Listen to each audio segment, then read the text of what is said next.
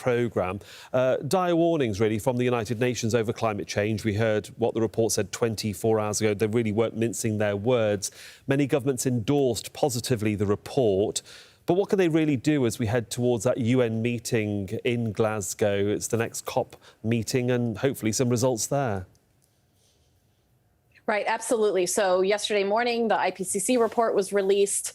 There's actually nothing new in the report. We know what this science is, but the science is telling us that catastrophic climate change is happening, and it's happening very quickly, more quickly than we had anticipated previously. So the IPCC report is not policy prescriptive. It's essentially a lit review that aggregates all the scientific knowledge on this topic. So we go to the UN, and all the countries come together, and they are working to come up with, unfortunately, non-binding actions that countries can take to draw down atmospheric carbon concentrations, to move to a renewable energy future, and to address climate injustice broadly across the globe. Let's talk about renewable energy, because practical steps obviously are what people want to see. Governments talk about rail and road transport turning away from petrol and moving to electric, more use of wind and solar, despite the fact that many experts tend to think that only a fraction of that power actually has any sort of impact on countries that need it most.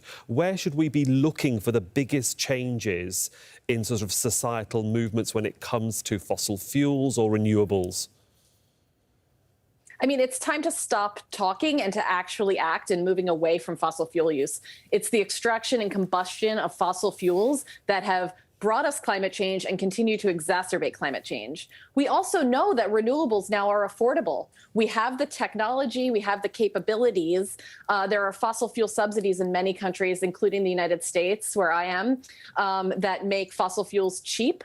And prohibit the uptake of renewable technologies, but we have the capability, and it's time to act. What do you say to a country like India, for example, that yesterday, 24 hours ago, said that the report was a clarion call to the more industrialised countries, yet India, for example, I'm not just picking on India, but it is a great example, they've started to and continue to use fossil fuels. They've started to mine more coal, sell more coal, whereas the opposite has happened in a place like Australia.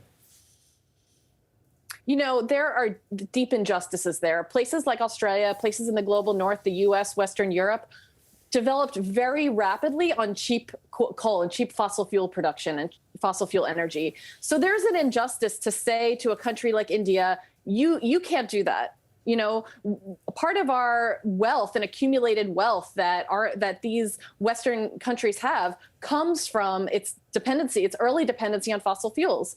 So we understand that countries like India, we understand why they're using it, right? They want rapid development, but they are also so much more progressive on the uptake of renewables, solar in particular, throughout India.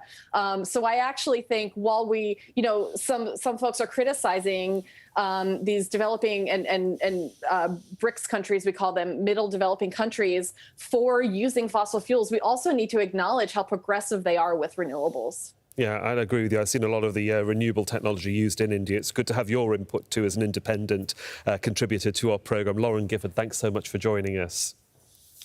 Thank you very much for having me.